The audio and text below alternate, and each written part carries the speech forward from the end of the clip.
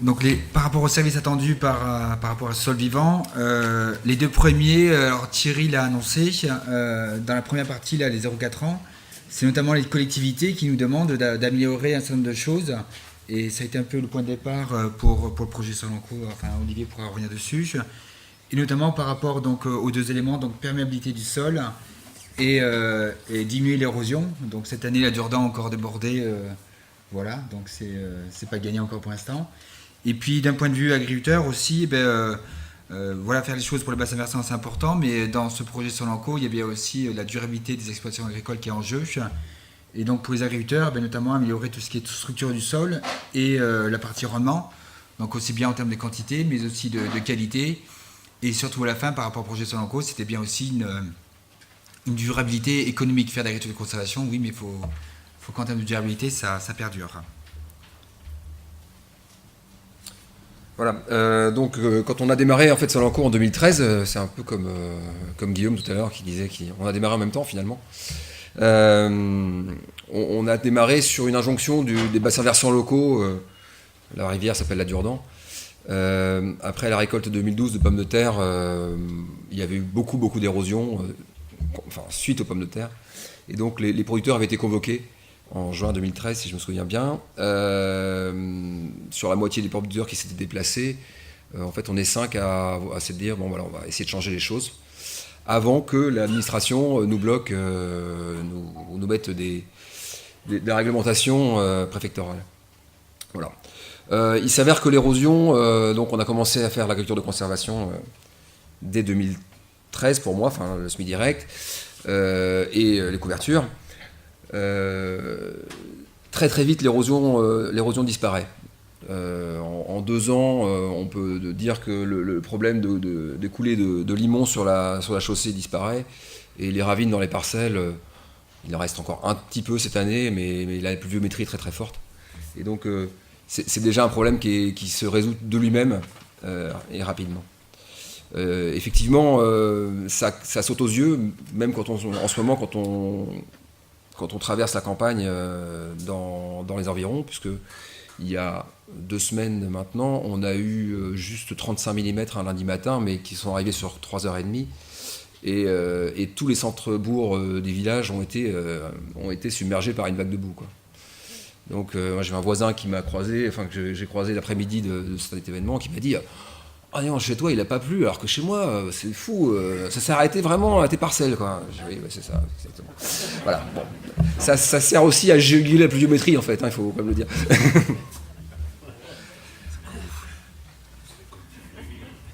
Voilà. Quand l'eau peut... Alors, qu'on s'entende bien, hein, l'érosion est diminuée, l'infiltration n'augmente pas comme ça. J'aimerais bien que toute l'eau reste sur la parcelle. Néanmoins, il en part toujours un peu, mais elle est propre. C'est ce qu'on note très vite, c'est qu'il n'y a pas de limon qui partent avec. Néanmoins, on constate quand même que, avec tout ce qu'on met en place, donc les couverts, une vie du sol, et peut-être une non-travail du sol, cette matière organique qui est fraîche, en fait, retient un petit peu mieux l'eau, rapidement aussi. Pas forcément des grandes quantités, mais c'est vrai que alors, dans notre région, peu de gens irriguent, et moi je n'irrigue pas. Et c'est vrai qu'on voit des différences. Là, moi, c'était la 3e année là. On avait planté avec le voisin le même jour. Lui avait son chantier très intensif, quoi. Il y avait 4 passages d'outils. Moi, j'en avais qu'un seul. Quand on arrive au coup de sec en juillet, je veux dire que j'étais un peu plus à l'aise. Bon, il y avait sans doute une variété qui était un peu plus hâtive, mais vraiment, on n'était pas dans une période où la pomme de terre devait être en sénescence, quoi. C'était 22 juillet. Du plan en juillet, normalement, il peut être bien vert. Et on voit on voit vraiment la grosse différence de réserve utile. Même si elle n'est pas énorme, je pense, de manière quantifiée, c'est juste que je m'entende bien, c'est un témoignage de paysan que vous avez là, hein. C'est juste mon sentiment au jour le jour dans la parcelle, quoi. Voilà. Alors dans les autres attentes un petit peu, c'est aussi l'aspect récoltabilité.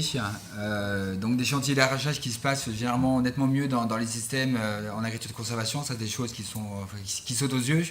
C'est toujours la même histoire de la pluie avec Olivier. C'est bizarre comment des chantiers d'arrachage, la pluie elle s'arrête toujours au niveau des parcelles de certaines personnes et pas d'autres. Donc voilà, donc c'était l'un des points, c'était effectivement d'améliorer ces choses-là. Puis voilà, l'exemple de 2012 est encore aussi présent. Antoine Chédru qui fait partie de ce groupe-là aussi, c'était parmi les seuls où certains chantiers d'arrachage pouvaient se continuer. Sauf que chez Antoine, il y a l'usage de certains outils. Alors pour le coup, là, c'est pas chez Antoine, mais Victor, il est par là, il me semble. Je l'ai perdu. Il est où? Il est caché? Il est là-bas. Donc voilà, Victor, il doit reconnaître la photo. Donc c'était chez Jean-Philippe, là, pour le coup. Voilà. Mais effectivement, on est bluffé par rapport à l'aspect récoltabilité des choses. Et pour le coup, chez les gens de Solanco, c'est un peu compliqué de faire les concours photos. Celui qui a planté magnifiquement l'arracheuse, c'est des choses quand même plus compliquées. Voilà. Donc des choses qui se passent nettement mieux chez les personnes de Solanco. Même si c'est vrai que le dossier betterave est important puisque les machines sont de plus en plus lourdes, les campagnes de plus en plus longues. Et cette année, moi j'ai pu arracher qu'en janvier. En fait, la sucrerie locale, il lui restait 900 hectares à arracher au 10 janvier. Et donc j'ai pu arracher, c'est vrai, effectivement 2-3 jours avant le gros. Ce qui fait gagner un petit peu de temps. Pour des betteraves qui sont en TCS, pour moi, j'ai pas de streptile. Le service en fait qu'on n'attendait pas, mais qui vient quand même assez vite, c'est alors la fertilité, c'est difficile de la quantifier comme ça en big bag ou même peut-être même en rendement. C'est juste comment dire, une matière organique fraîche, labile qui se redéveloppe, donc des couverts qui poussent facilement, ça vient très très vite, et finalement des plantes qui sont moins malades. Ça c'est au global. En particulier pour le plant de pommes de terre, qui était quand même, qui était aussi une de mes problèmes, puisque on est quand même très surveillé par le Comité Nord, et à juste raison, sur nos résultats techniques. Je dois dire qu'il y a une période où je me posais des questions, parce qu'à chaque levée de pommes de terre, on va avec le technicien, il me dit « Ah, il y a encore une phyto ici, qu'est-ce que tu as mis comme produit, un truc, le désherbage ?» Voilà, ça fait 4 ans qu'on a changé. Depuis 3 ans, j'ai pas de problème de phytotoxicité, de désherbage, même j'avais des phytotoxicités de fongicides. En fait, on voit que les plantes sont beaucoup plus à l'aise avec un volant de matière organique en décomposition dans la butte. En fait, Thierry le disait tout à l'heure, le sol, il se dégrade de manière exponentielle, effectivement. En revanche, il se remet assez vite en place. Je veux dire, quand on est à l'érosion, c'est la mort du sol, il n'y a plus de sol. Mais nos sols étaient quand même un petit peu malades, et je veux dire que le fait de remettre de la biologie dedans nous aide bien à retrouver des plantes en santé. Alors voilà, donc ça c'est pas du tout les plantes en santé, voilà, c'est un petit peu ce que je viens de vous dire pour les pommes de terre. C'est plus un problème d'ailleurs de santé globale, taux de virose ou même des problèmes de maladies de plantes. Au niveau présentation, moi j'ai pas vu de différence, on parlera des pommes de terre tout à l'heure, c'est pas le sujet. Le sujet c'est quand même on pense quand même que les produits issus des sols vivants ont plus de nutriments. Alors ça c'est ce qu'on voit aux États-Unis, on aimerait bien pouvoir, je profite un petit peu d'avoir des chercheurs dans la salle, pour essayer de démontrer un petit peu ça, parce que en fait les micro-organismes nourrissent les plantes, on le sent bien, et le nourrissent mieux que le NPK. Et ça donne des aliments qui sont meilleurs et qui sont meilleurs pour le consommateur aussi. Alors ça c'est le dernier service qu'on aimerait, qu'on pressent, qu'on aimerait bien démontrer, ce qui nous aiderait bien d'ailleurs pour peut-être créer une différenciation de filière pour nos produits. Ça serait une bonne chose. Voilà. Il devait être fait des tests aussi, mais ça n'a pas encore été fait. Mais sur l'aspect gustatif aussi, on aimerait bien voir s'il y a des choses un petit peu qui apparaîtraient avec la méthode de conservation. Bon. Il y a encore du boulot à faire, donc voilà. Voilà, c'était un. Ça vous. Oui, je continue. Ouais. Oui, donc en fait, on a aussi localement, on est dans le berceau du lin, lin textile. La Seine-Maritime, c'est le département qui produit le plus de lin textile en France. Et c'était aussi le projet Solanco avait pour vocation de travailler un petit peu sur les itinéraires techniques en lin. Et on se rend compte que assez rapidement, finalement, bon an mal an, on récupère à peu près les mêmes rendements en lin ou en agriculture de conservation, parce qu'il n'y a pas que du semi direct pour le coup, en agriculture de conservation ou en itinéraire classique. Alors voilà, le truc, c'est, ce qui n'est pas facile à appréhender dans cette culture comme dans les autres, mais dans celle-ci particulièrement, c'est qu'on a 100 jours de culture en fait, et après il y a le ruissage. Mais pendant 100 jours, il faut que la plante elle ne manque de rien. Et en fait, si la structure du sol est quand même pas au top, on prend quand même des risques dans ces itinéraires. En labour aussi d'ailleurs, mais en fait on se souvient plus des problèmes quand on démarre un système que quand on a labouré depuis 20 ans et que tous les voisins le font, donc on se dit c'est normal si ça pousse pas. Voilà, quand on démarre, on se dit mince, il faut que ça pousse. Néanmoins, voilà, bon an mal an, finalement, les rendements se tiennent. On a même un liniculteur, un tailleur de lin, linière du Boss Nouvelle, Vincent de Pestel, qui nous dit que ses meilleurs producteurs sont en TCS maintenant, et qui nous recommande maintenant d'installer un couvert systématiquement avant un lin, quoi. Ce qui était quand même assez inédit dans la campagne il y a 10 ans. Voilà. Alors, comme Olivier disait sur l'histoire de structure, c'est vrai que quand on remonte un petit peu dans le temps, on disait avant, de toute façon, c'est obligatoirement par rapport à la structure du lin, les 100 jours, faut que ce soit nickel dès le départ. Donc on ne concevait pas du lin sans labourer. Depuis quelques années, maintenant, le TCS, effectivement, on dit, oui, effectivement, Olivier prenait l'exemple de la lignée de Boss Nouvelle et de son témoignage. Donc en semi-direct, on arrive à avoir des structures qui sont tout aussi bonnes, voire meilleures que dans cette situation de labour ou TCS. Et donc ça, c'est ce qu'on essaye de regarder un petit peu avec les agriculteurs sur le terrain, avec des profils pédologiques. Sans être des experts, on arrive à voir des choses très, très facilement. Avec le télescopique, maintenant, on voit des choses assez facilement. Et pour le coup, c'était sur la même après-midi, donc deux parcelles différentes. Un avec, sur la gauche, en agriculture de conservation, avec un gros couvert. Alors aujourd'hui, pour ceux de Solanco qui sont partis dans ces techniques-là, d'autres agriculteurs aussi en agriculture de conservation, c'est Grégoire Dufour qui dit « je ne sais plus faire un lin sans faire un gros couvert avant ». Donc et pour le coup, oui, des gros couverts, des belles biomasses et puis surtout une structure de sol qu'on constate bien souvent excellente dessous. Donc voilà, par rapport à côté, donc c'était du lin de lin et du lin d'une première année qui n'avait pas très bien marché, qui avait patiné. Pourtant, l'agriculteur pensait avoir fait les choses. Et puis lorsqu'on prend le profil, on se rend compte que l'histoire du profil horizontal pour cette parcelle-là, banco. Alors en plus, donc profil horizontal, et puis dessus, pour le coup, un couvert qui n'était pas beau. Donc l'indicateur du couvert qui n'a pas bien poussé, alors qu'à côté, un peu plus loin, il pousse superment bien, ça n'a pas fait tilt au départ à l'agriculteur. Voilà. Donc du semi-direct et du lin, aujourd'hui, on voit bien au travers des expériences de Solanco que c'est tout à fait possible techniquement et surtout économiquement. Donc par rapport avant la destruction du couvert, on parle bien sûr du couvert en lui-même. Ce qu'il en ressort de Solanco et de ces années, c'est que automatiquement, la première chose qui vient en tête, c'est d'avoir dans toutes les situations un gros couvert. On est loin de la situation où des fois on entendait conseiller, préconiser le mieux c'est que tu le sèmes le plus tard possible, avec pas trop de graines et puis que tu le détruises assez tôt.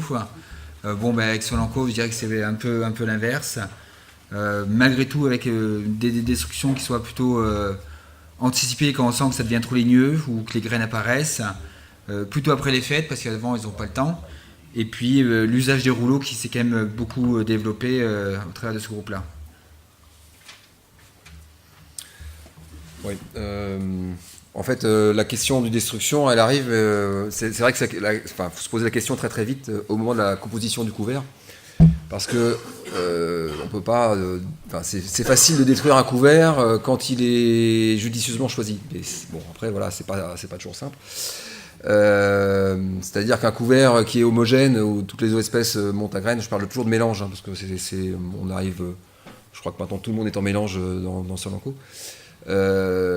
C'est beaucoup plus simple à détruire que quand on a au milieu une avoine qui est au stade des pieds 1 cm et puis qui demande qu'à percer après, quoi. Alors, destruction quand en fait, pour les cultures de printemps, lin et betterave, on se donne 1 à 2 mois de sécurité. Le but étant de passer avec des outils, enfin je veux dire avec un semoir et un outil de préparation quand on le fait en TCS. À la limite, en semi-direct, on peut attendre un peu plus tard sur le lin. En pommes de terre, 2 cas pour Solanco. Soit on est en tamisage et là, c'est difficile. Il faut vraiment que le couvert soit bien détruit pour passer la tamiseuse parce que ça passe pas dans la machine. Soit c'est une fraise et finalement la fraise est un peu plus gourmande et elle peut avaler un peu plus de débris. Donc pour mon cas, je suis en fraise. Une semaine avant, je roule. Si la période est bien sèche, ça sèche sur le sol et la fraise souvent permet de passer dans le couvert. Bon, il faut dire que quand on arrive début avril, il n'y a pas forcément grand-chose qui a survécu à l'hiver. On n'est pas sur des choses énormes. On va voir une photo après d'ailleurs dans notre couvert. Céréales et colza le jour même. Alors je ne fais pas de colza personnellement, mais en céréales, j'ai même pu en fait détruire le couvert avec le désherbage du blé au stade 3 feuilles cette année. Alors j'espère que ça va aller. Je vous en parle comme ça. Verdict à la récolte. Mais pour l'instant, il y a encore du blé, donc c'est plutôt bien un bon signe. Voilà. Éviter les couverts trop ligneux. En fait, c'est éviter les. Alors, je veux dire, ce qui me gêne plus, moi, dans les couverts, c'est surtout les couverts de printemps.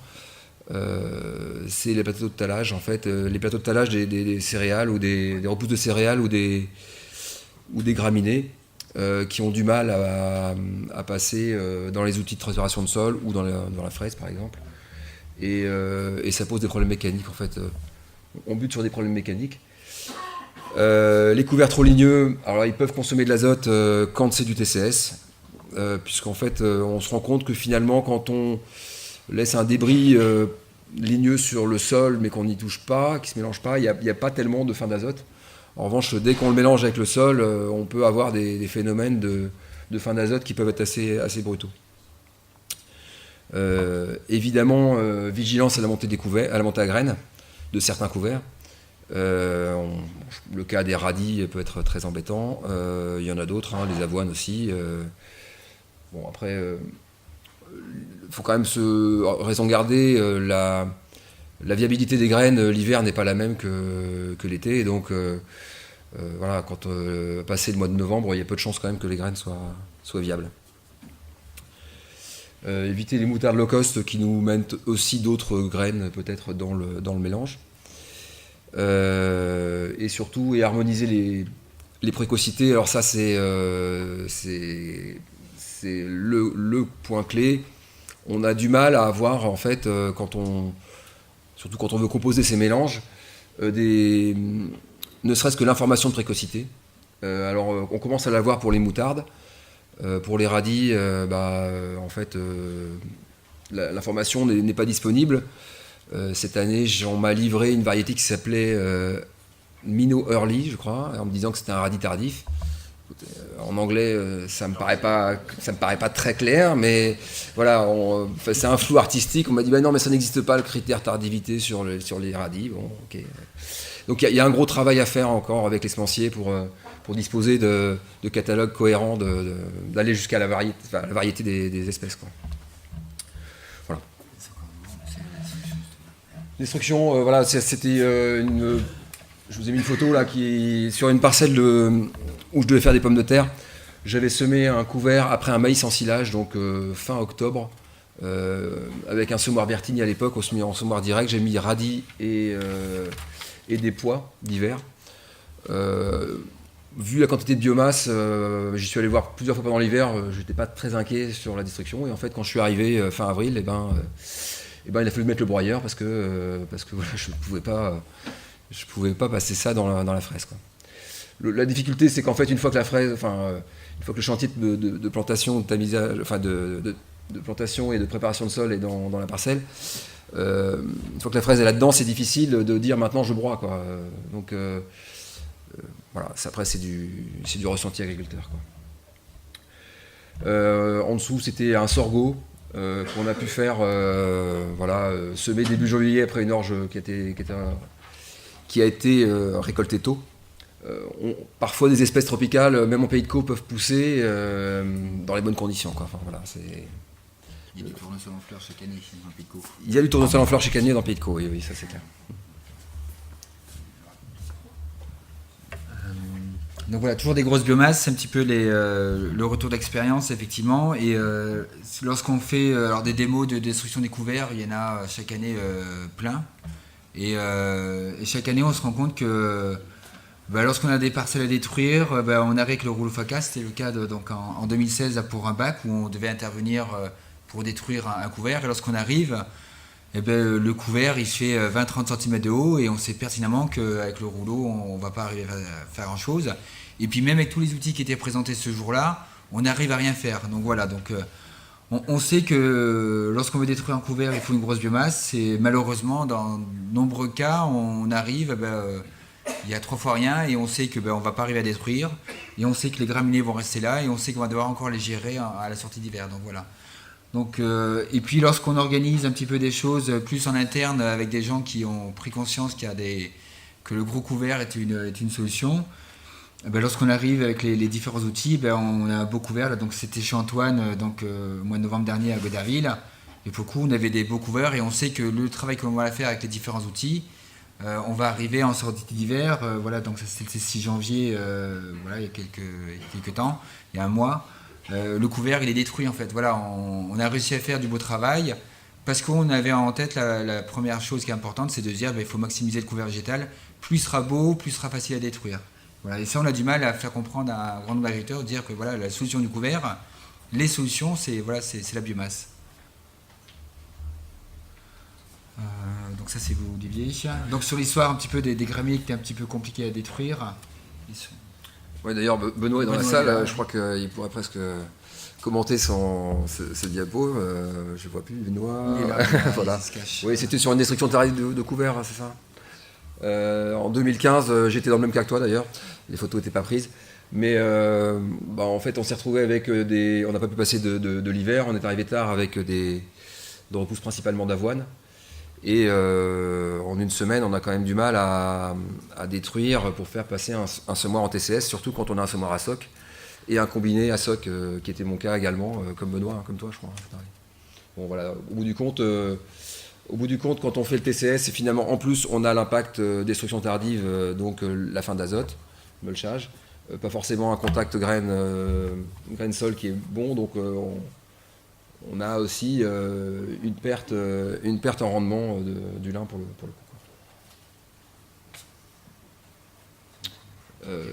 En fait, dans cette problématique de destruction du couvert, plus le couvert est développé, plus c'est facile. Et un couvert qui a passé la floraison se détruit facilement mécaniquement.